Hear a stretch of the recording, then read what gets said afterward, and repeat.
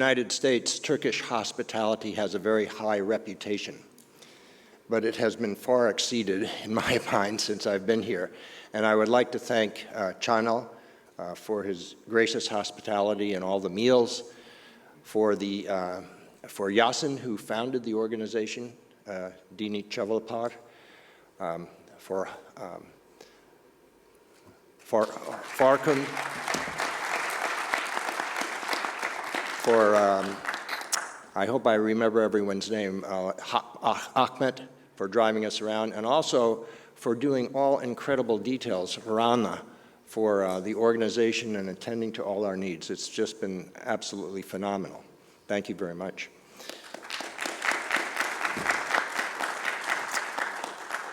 It's a real honor to have been invited to speak before such a prestigious group of thinkers, and I'm humbled by the invitation. Coincidentally, 100 years ago, in the 1920s, another prestigious group of philosophers and scientists began a series of regular meetings in Vienna, Austria. Scott Davidson referred to them in his lecture. They were known as the Vienna Circle. They focused on the thinking of Ludwig Wittgenstein, for the most part, on his Tractatus Logico-Philosophicus, where he wrote, "The world is the totality of facts and not of things."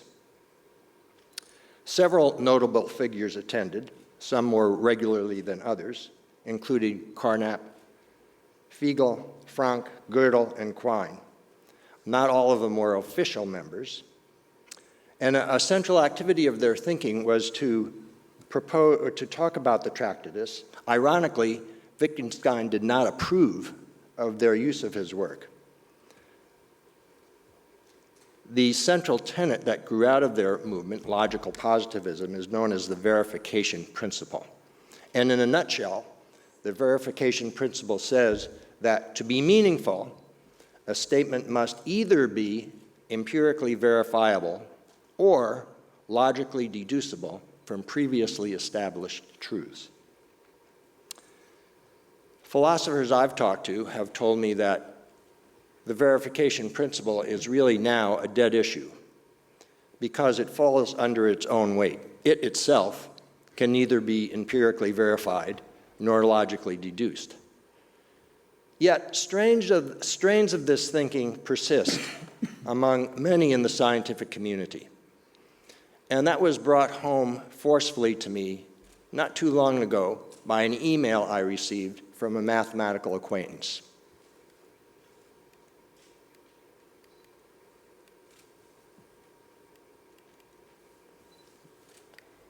Too bad my clicker is not working. So, oh, that's because I'm not using my clicker. Here it is, okay. So he said this. This is the concluding part of his email. "Hey, I heard somewhere that you wrote a book about math and your faith. Having never understood how a rational person can possibly subscribe to the Christian dogma, except for having some strong, overriding, subconscious need, perhaps, I'm curious about it. Although, if it all comes down to faith, well, I've never had any idea what that really means, and I don't think I have any in me, except perhaps in my ability to reason." Then he closes by saying, "By the way, I'm a happy member of the Skeptic Society out of Altadena." Altadena, by the way, is a suburb about 20 miles northeast of Los Angeles. So when the traffic is good, you can get there by car in about a half hour. Of course, that means it usually takes 5 or 6 hours.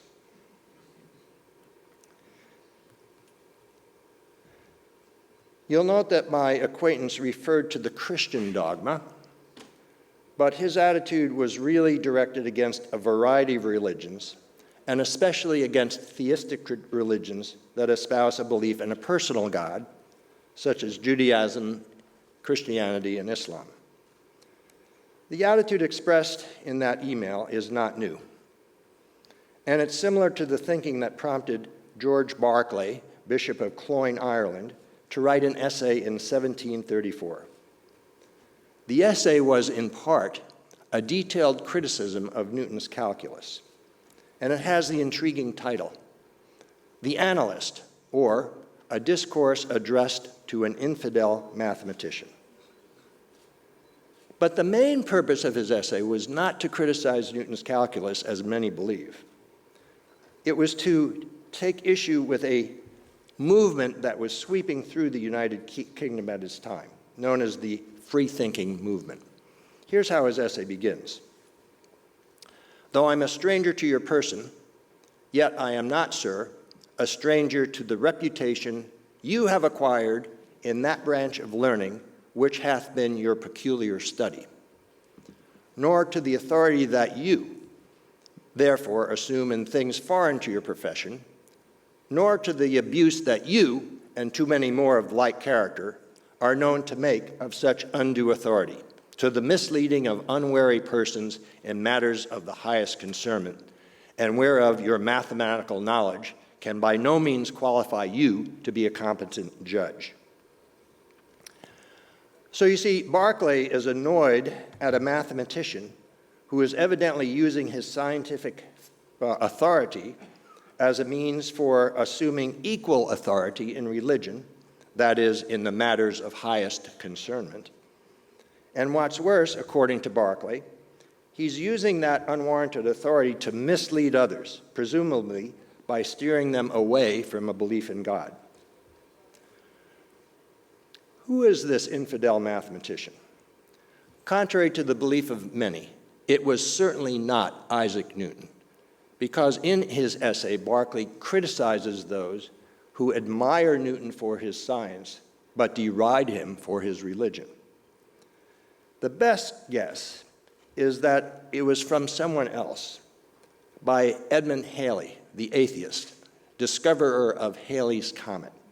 And the reason for that is mostly attributed to a biography by Joseph Stock, who writes so the story, according to Stock, is that Berkeley encouraged Joseph Addison, a member of Berkeley's parish, to visit Samuel Garth, a London physician who is desperately ill. He was trying to persuade Garth to confess Jesus Christ as his Lord and Savior. Garth's reply was this: "Surely, Addison, I have good reason not to believe those trifles, since my friend Dr. Halley, who has dealt so much in demonstration, has assured me that the doctrines of Christianity are incomprehensible and the religion itself an impostor." For various reasons, I think that that's probably not the 100% story that was behind this, because this event occurred in 1719, and Berkeley was in Italy at the time. The essay that Berkeley wrote was in 1734, and the gap of 15 years is considerable. What I think more likely is the conversation maybe took place, and maybe Berkeley heard about it somehow, but more likely the essay was prompted by a caustic remark that Edmund Halley made in response to a book that Berkeley published in 1732, just 2 years before he wrote The Analyst. What was that book, and what was the thinking? Well, you can see what the book was by a subtitle of Berkeley's essay. He identifies himself as the author of The Minute Philosopher, and that was his book. The Minute Philosopher was a longer title, actually Alciphron, or The Minute Philosopher, in 7 dialogues concerning an apology for the Christian religion against those who are called free thinkers. Now, according to Alciphron is an ancient Greek sophist. He's teamed up with an associate of his called Lysicles and argue for faith against Euphenor and Crito. I think I said that backwards. Alciphron was the one against faith. Euphenor and Crito were arguing for faith. So Crito says this in the dialogue: "The modern free thinkers are the very same with those Cicero called minute philosophers, which name admirably suits them. They begin a sort of sect which diminish all the valuable things, the thoughts, views, and hopes of man.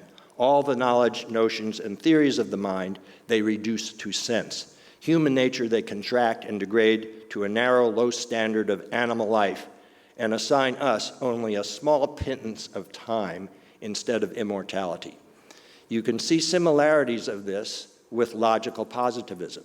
In fact, the free thinkers, with their emphasis on empirical verification, represented an early version of logical positivism.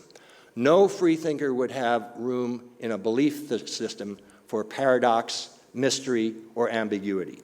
Instead, they focused on clear ideas and charged religious people with having obscure ideas. Rationality versus superstition, consensus versus disputes. So that was the ethos that Berkeley was fighting about, and you can see what was going on in the United Kingdom at the time, actually an extended period of time, by looking at tracts that came out during the day, just by reading the titles. In 1696, Christianity Not Mysterious, a treatise showing there is nothing in the gospel contrary to reason nor above it, and that no Christian doctrine can properly be called a mystery. Or closer to Berkeley's time, a discourse concerning reason with regard to religion and divine revelation, wherein it is shown that reason either is or else that it ought to be a sufficient guide in matters of religion. Berkeley took aim at the free-thinking movement in The Analyst, but with a different emphasis. The subtitle shows what that emphasis is, wherein it is examined whether the object, principles, and inferences of the modern analysis, that is, Newton's calculus, are more distinctly conceived or more evidently deduced than religious mysteries and points of faith. So typical of many 18th century works, you can figure out what he's going to say just by the title. Berkeley is going to argue that the free thinkers break their own rules. Calculus, he is going to contend, that it is much more sloppy and much more careless than any of the thinking that is found among religious thinkers. And he drives this point home by quoting from Matthew chapter 7, verse 5, "First cast out the beam out of thine own eye, and then thou shalt be able to see clearly the mote out of thy brother's eye." What irony. But there's the entire title page of Berkeley's Analyst. Really vague and careless thinking by Newton and his followers? Was Berkeley really serious? Yeah, he really was. And with apologies to those of you in the audience that know calculus, and I'm sure there are many, let's just take a look at some of the things that Berkeley talked about. And what does calculus really do? The reason why Newton invented calculus was partly because he wanted to predict the paths of comets. That dovetailed nicely with his laws of motion and theory of gravity. Knowing where a comet would go, represented by the red line there, would be an important part in determining where the planet or object pulling on the comet was. But in order to get that tangent line, the slope of which would be the velocity of the comet, to get a line, you need to have 2 points. And here you have only 1 point. So Newton abstracted a bit, and he said, well, let's get another point some distance from the original one. In this graph, I've labeled it as the point 1, and here's the point on the curve. And Newton said, I'm just going to go an arbitrary distance past 1, and he called that distance O. And so the important thing to keep in mind is that the slope of a line is always the rise divided by the run. The rise depends on the curve, but the run is always the distance O. And Newton's clever idea was to let O get smaller and smaller. And as you see, that line between the 2 points is getting closer and closer to the red tangent line until, poof, it disappears, and you get the slope. But how exactly do you do that? Well, look at a series of calculations here with the equation y equals x squared and you have the points 1 and 1 plus O. It's not necessary to understand all the mathematical details here, but with that equation, you wind up with equations 1, 2, and 3. So you get down to this bit right here, O times 2 plus O over O. You cancel the 2's and you get 2 plus O. And then Newton says, I'm going to expunge the O. And this is the problem for Berkeley. He said equation 1 and equation 2 is fine as long as O is not 0. But if you move from equation 2 to equation 3, that's invalid, because now you're saying that O is 0. But this is exactly what Newton was doing. Listen to him in his own language. This is Newton's book. Whereas O is supposed to be infinitely little, that it may represent the moments of quantities, the terms that are multiplied by them will be nothing in respect to the rest, therefore I reject them. Or again, a little later on. This being done, the terms of the third order will be affected by O of one or more dimensions, and therefore may be expunged as infinitely less than the others. Newton's language was an attempt to get around the problem of dividing by 0. And it was really a bad argument for a good cause. Berkeley did not for a minute dispute the correctness of the conclusions of calculus. He thought, though, that the logic was bad. It would almost be like saying, reduce this fraction to lowest terms, 16 over 64. It's 1/4. Now, how do you get that? Well, I'll cancel the 6's. Then I'll expunge them, and then tidy things up a bit. Now, this is sort of just an analogy. It's not a good analogy because this method doesn't work for all types of fractions, whereas Newton's method did work, or at least so it seemed.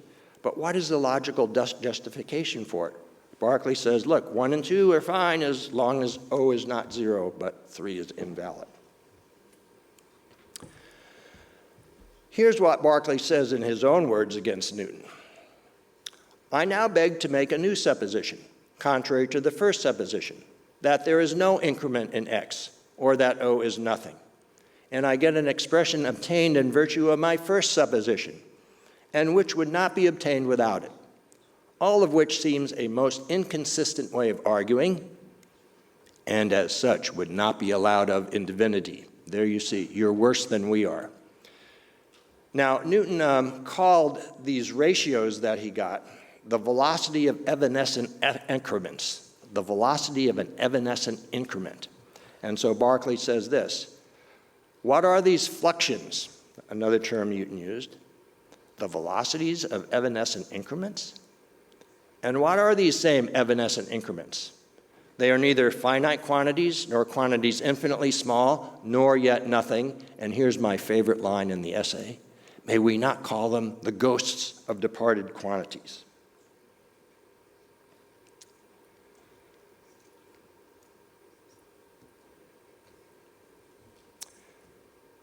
You might know that Berkeley was an empirical idealist. That is, he did not believe in the existence of a material world.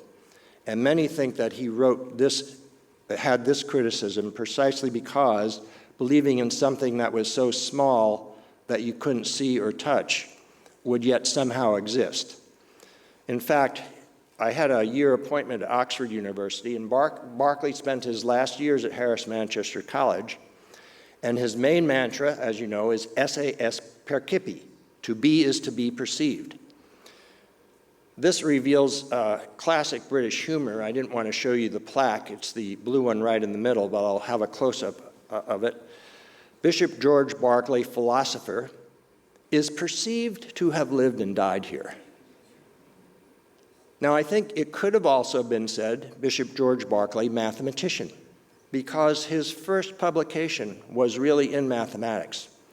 And contrary to those who think that his criticism of Newton stemmed from his empirical idealism, that might have been part of it, I think it is mostly due to a philosophical view he held in high regard that required you to be able to conceive an idea about which you are speaking. In his treatise concerning human understanding, the main reason why he rejects John Locke's notion of primary and secondary qualities such as extension and number, and secondary qualities such as color or taste. The reason he rejected that is because he couldn't conceive of the secondary qualities without the primary qualities. But regardless of his underlying motivation, the fact is that his criticism stuck. And here's some of the look at some of the comments on Berkeley's essay that span time. Bishop Berkeley's ingenious criticism in The Analyst remain to this day unanswered. The fact is, Newton himself had no knowledge of the true nature of his method of prime and ultimate ratios. This is almost 100 years later after Berkeley's essay, and the logic of calculus was still in disarray. It wasn't until Augustin Cauchy, maybe much later than that, late 1800s, finally firmed up the theory with limits. In 1992, a philosopher of science who did his dissertation on Berkeley, Newton's procedure here is utterly mysterious, talking about Newton's methods in his publications. So let's back up before I go to the next slide. These were the criticisms.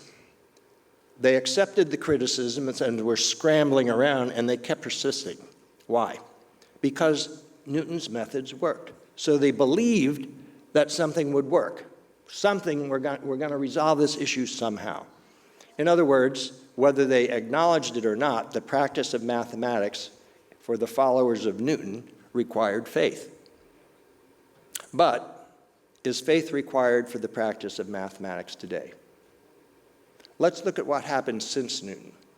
The criticisms of Berkeley revealed what was needed: an axiomatic system that would describe the mathematical continuum of space and without depending on intuitions of space and time.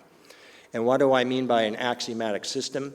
Well, the axiomatic system is just how mathematicians work. It was a paradigm set in motion in 300 BC by Euclid. Begin with indisputable truths that are worthy of belief. In fact, the word axiom comes from the Greek word axioma, which means worthy. So you believe these things because they're just self-evident and worthy. In the Bible, in Revelation chapter 4, the word axios is used to describe God who is worthy of glory, honor, and power. So we have this fundamental system. We're going to begin with axioms, and then use the rules of reasoning and logical deduction to build up your whole mathematical edifice. The logician Gottlob Frege was about to take a big step in the direction of axiomatizing mathematics with the publication of his work Grundgesetze der Arithmetik, which translates to the basic laws or the foundations of arithmetic. And it was a very monumental volume. Unfortunately, just as the edition was in press, about to be published, he got a very disturbing letter from Bertrand Russell. His work, Frege's work, built up all of arithmetic just from 5 axioms, and Russell said, "I've got bad news for you.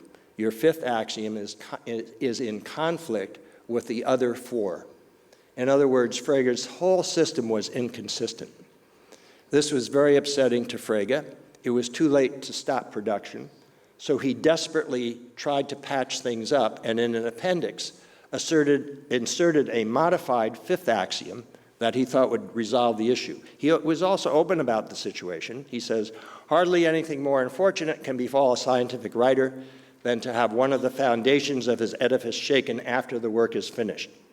This was the position I was placed in by a letter of Mr. Bertrand Russell just when the printing of this volume was nearing completion. Unfortunately, it was subsequently shown that Frege's fix didn't work either. It was also inconsistent with the other 4 axioms. But the work to ground mathematics on a logical, firm foundation went on. Bertrand Russell and Alfred North Whitehead, in a series of publications culminating in 1925 to 27, published Principia Mathematica, a highly technical work on logic, which, after several pages of which they say, from this proposition it will follow, when arithmetical addition has been defined, that 1 + 1 = 2. So you have all this amazing logical work leading up to that. And then, around the same time, the logicians Zermelo and Frankel developed a system of axioms. Depending on its formulation, it amounts to about 10 axioms.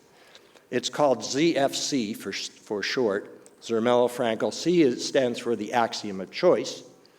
And it is the basis today of pretty much all of mathematics, those 10 axioms. David Hilbert was impressed by this, and in 1930, he made a statement. He was founder of the School of Formalism, and he said, we're going to make mathematics a mechanical affair. Now we've got these axioms in place, we'll be able to create machinery that will just crank out theorems. The axioms themselves were meaningless strings of symbols, but they derived their meaning by their internal use within the system. So you see the influence of Wittgenstein here again, because for Hilbert, meaning was determined by use, its use within the system. And here's his assessment. In 1930, the fundamental idea of my proof theory is none other than to describe the activity of our understanding, to make a protocol of the rules according to which our thinking actually proceeds. Already at this time, I would like to assert what the final outcome will be. Mathematics is a presuppositionalist science.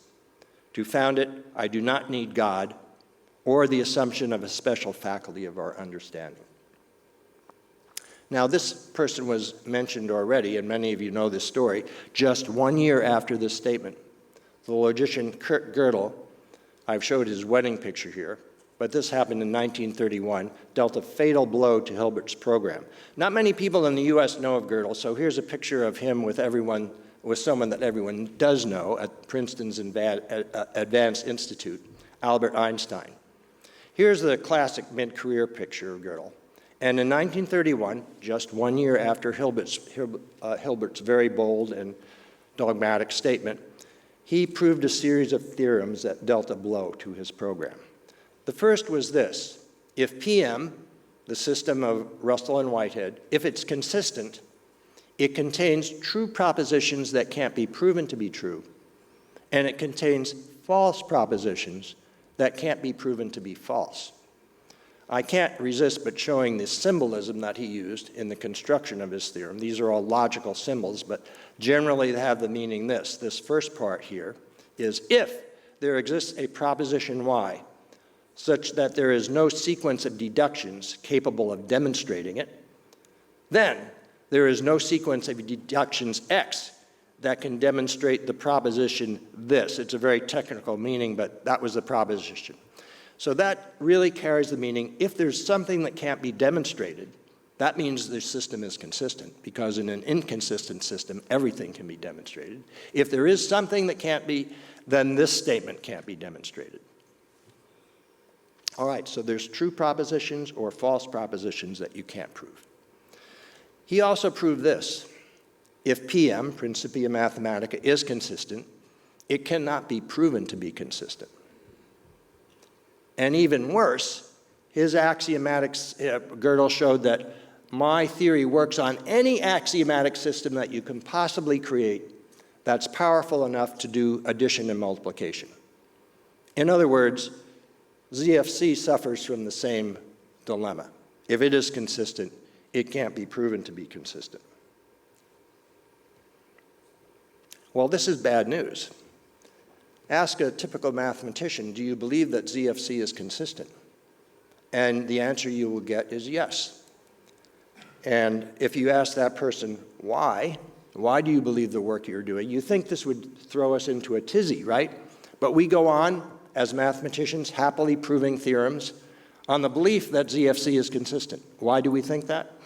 I've asked several, and the answers go something like this. Well, look, I know that I cannot prove that ZFC is consistent, but I've got good reasons to believe it is. No contradiction has been found now in over 100 years. The results of mathematics are very powerful and work in the real world.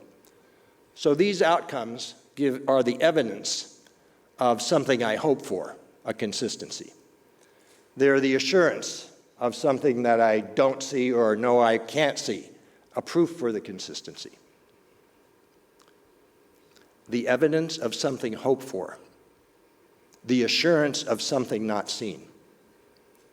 In many theistic traditions, that's an apt description of faith. In fact, in the book of Hebrews, it's almost identical, where it says, "Now faith is the assurance of things hoped for, the conviction of things not seen, for by it people of old received their commendation. By faith we understand that the universe was created by the word of God, so that what is seen was not made out of things that are visible." So yes, today, faith is required for mathematics. I want to spend just a little bit of time asking the reverse question. Is mathematics required for faith? Well, of course not, but I'd like to argue that it can be helpful in producing a fuller, deeper faith. And I'll try to illustrate this with some examples. The first is something that was alluded to before, and I'm sure which many of you know. In mathematics, there are actually different sizes of infinity. You can have one collection of numbers that is infinite and another collection that's infinite, and yet the second collection is bigger than the first. Now, I would contend that once a student sees the proof of that result, their statement and their thinking about God being infinitely wise, infinitely powerful, or infinitely good carries on a deeper, richer meaning, one that would not be possible without seeing that proof. And there's another interesting conundrum that arises. I would maintain that mathematics can be helpful in dealing with paradoxes when they come up in faith. Paradoxes or mysteries. This is the graph of the line y equals 1 over x. If you rotate it about the x-axis, you get a megaphone. And then stretch it out to infinity, you get something in the guild known as Gabriel's horn. You can prove mathematically that the volume inside this object is finite. In fact, it equals pi. You can also prove that the surface area is infinite. And as one student asked me once, wait a minute, if the volume is finite, you can fill it with paint. But if the surface area is infinite, you can't paint it. You can fill it with paint, but you can't paint the surface. As it is with faith, I think this is a paradox, but I think it's one that's very easily resolved. Here's something that's not quite so easy. It's known as the Barnard-Tarski paradox. Using the axioms of ZFC, Barnard and Tarski were able to show that it's possible to take a sphere and decompose it into only 5 sections, then without twisting or bending or distorting those sections in any way, the sphere can be reassembled into 2 spheres of identical volume. As with faith, I think this is a paradox, and one that's not quite so easy to resolve.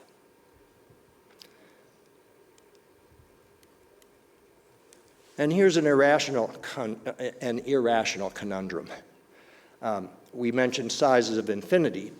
The 2 sizes I was thinking of are the rational numbers, which can be represented by fractions, and irrational numbers, like the square root of 2 and pi, that you can't write as a fraction.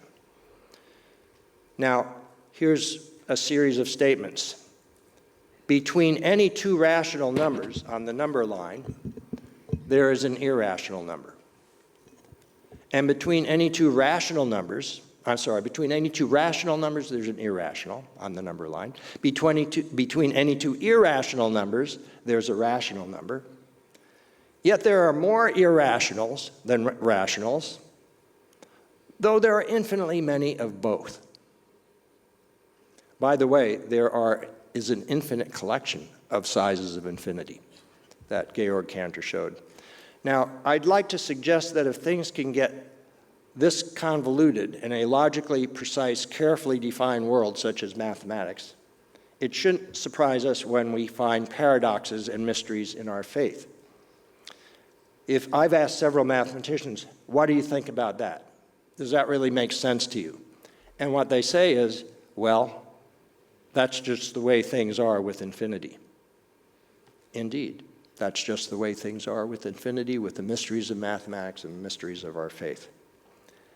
So, this reminds me of a statement that the Apostle Paul made in 1 Corinthians chapter 13. For now we see in a glass darkly, but then face to face. Now I know in part, but then I will know fully, just as I've been fully known. In other words, these paradoxes help me live more freely with paradoxes, mysteries, ambiguities in my faith. Let's let Bishop Berkeley have the penultimate word. He closes his essay with a series of rhetorical queries. 4 of the final ones are this, and now he's writing to this infidel mathematician, presumably Edmund Halley, whether it not be less reasonable to admit points above reason than contrary to reason. One of the points in Al-Kifron that I talked to you earlier was in the early dialogues, revelation is by almost by nature has to be foreign from a human experience, just by the virtue of the fact of its being revelation. So we shouldn't expect to see something that's paradoxical about it. Whether mysteries may not with better right be allowed of in divine faith than in human science. Whether mathematicians, as cry out against mysteries, have ever examined their own principles. These are all rhetorical. In other words, Berkeley says, you have not done this. Whether mathematicians who are so delicate in religious points are strictly scrupulous in their own science. Whether they do not submit to authority, take things upon trust, and believe points inconceivable. If you go to any university in the world, pick out a random mathematician, ask him or her to state the 10 axioms of ZFC upon which all his or her work is based, I will guarantee you, unless that person works in the area of logic, he or she will not be able to list the axioms. And if you go to any mathematician in the world and ask whether he or she believes some of the great results that have been proved in the last 50 years, such as Andrew Weil's proof of Fermat's last theorem, I guarantee the answer will be yes, I believe that that is true, that Weil's proof is true. If you ask that person, have you read through the proof? The answer will be no. In fact, I would estimate that there are fewer than 500 mathematicians in the world even capable of understanding Weil's proof. Yet we all believe that it is true. Whether they do not submit to authority, take things upon trust, and believe points inconceivable, whether they not have their mysteries and what's more, their repugnancies and contradictions. I don't know about that part, but at least that's what Berkeley thought. So let's circle back in conclusion to that email I received from my free-thinking friend, where he said, I don't understand how a rational person can subscribe to the Christian dogma. How did I respond? Well, I said, let's get together for breakfast. And when we met, I reviewed this history in fact, that was the occasion, my coming up for this lecture. I reviewed the history of this that I just shared with you. And during our conversation, he allowed for some points, but remains a skeptic, although I hope more respectful of people who have religious beliefs and more aware of faith commitments that he must make. In fact, when you think about it, a respectful attitude is almost demanded of every mathematician towards people of faith. There's a little bit of disciplinary arrogance in here, but I think in some sense mathematics is unique in that regard in terms of forcing people to have a humble and appreciative attitude of people of faith. As one wit commented, if science deals with what can be proved and religion deals with what cannot be proved, then mathematics is the only science that can prove itself to be a religion. Thank you very much for your kind attention.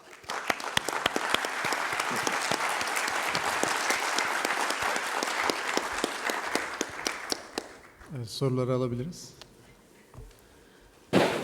Arkada.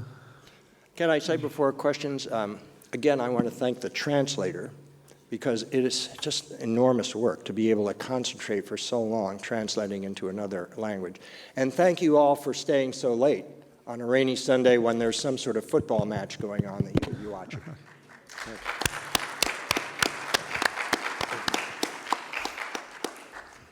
Firstly, thank you so much for your presentation.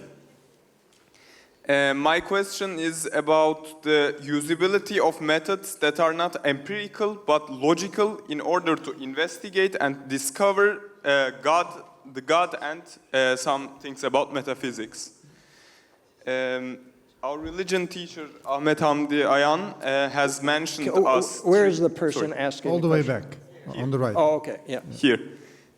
Our religion teacher, Ahmet Hamdi Ayan, has mentioned 3 years ago to us about the Descartes' quote of I think, therefore I am, and the logical argumentation chain as a source of this principle of Descartes, which is I can't be suspicious about me being skeptical, me being suspicious, so I exist.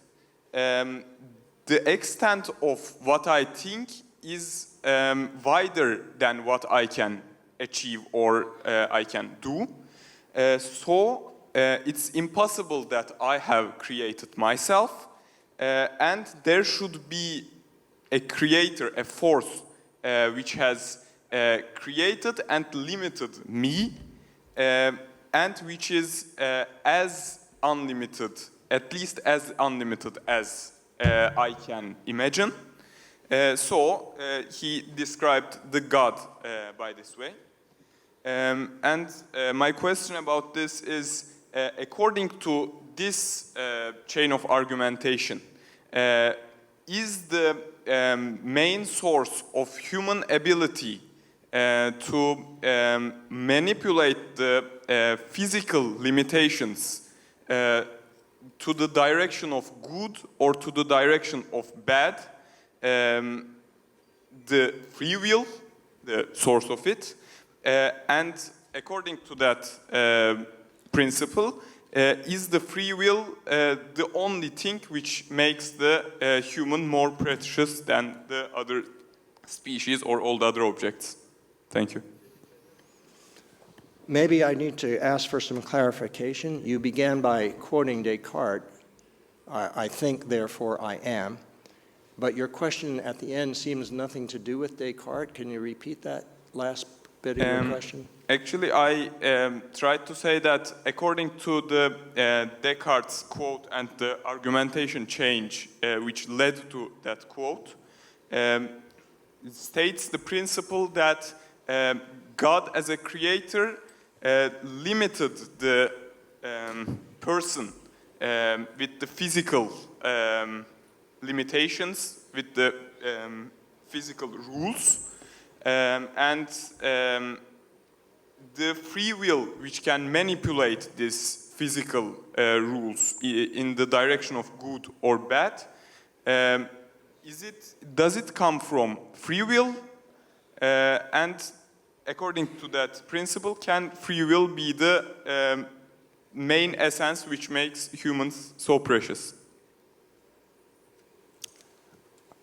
I think what makes humans precious in Islam, Christianity, and Judaism is that they are made in God's image.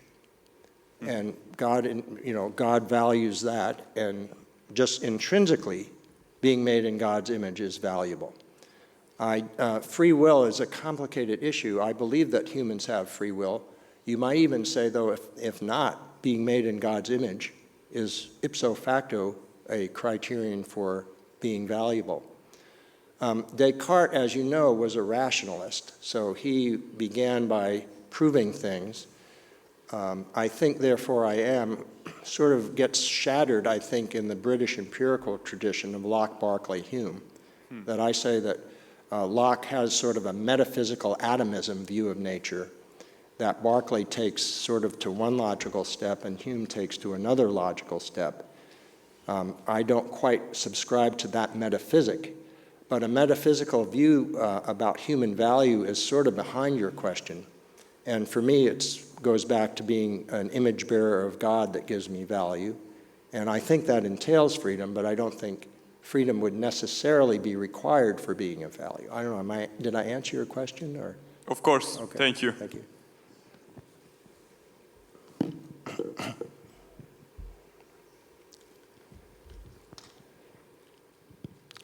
Thank you very much for the presentation. In physics, there was a progression from, Newtonian physics to Einstein's findings later with the theory of relativity. Do you think, what are your thoughts on, in mathematics, a similar trajectory being followed as far as the currently accepted system of axioms are concerned? And, in the future, what are your thoughts about, creating a revised set of axioms that can be proven to be consistent? And how do you think this possibility affects that faith factor among mathematicians? Yeah, good. Thank you for that question. Good question. First of all, Gödel's theorem shows that no matter how many axioms you'll have, if it is a consistent system, you will not be able to have a complete system, something that answers all your questions. So these two different sizes of infinity, for instance, the infinity for the rational numbers and the infinity for the real numbers, Georg Cantor, who first demonstrated that, postulated that there would be no level of infinity between them. And he thought he had a proof, turned out it was wrong. Then he thought he had a proof he was wrong, turned out that was wrong. And when he died, the matter was unsettled. Coincidentally, in 1940, Gödel proved that if you take Cantor's stipulation that there's no level of infinity between these two, and add that as an axiom, if the original set is consistent, so is the new one. But then in 1960, Paul Cohen at Stanford University showed that if you assume that the denial of what Cantor said is true, and you add that to your system, that is, there are levels of infinity between, you still get a consistent system. So that it's just independent. Now, a question that would be good to ask is, all right, you can't prove with the current ZFC whether there is a level of infinity between these two. Is there or is there not? Well, if you think there is, you'd add that axiom in. If you think there isn't, you would just add that axiom in.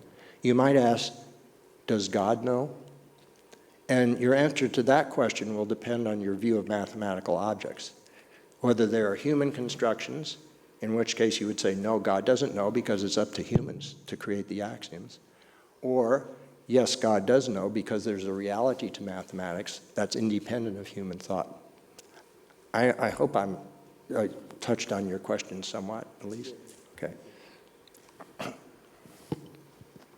Okay, so thanks again for Russell for the talk and for all the other panelists.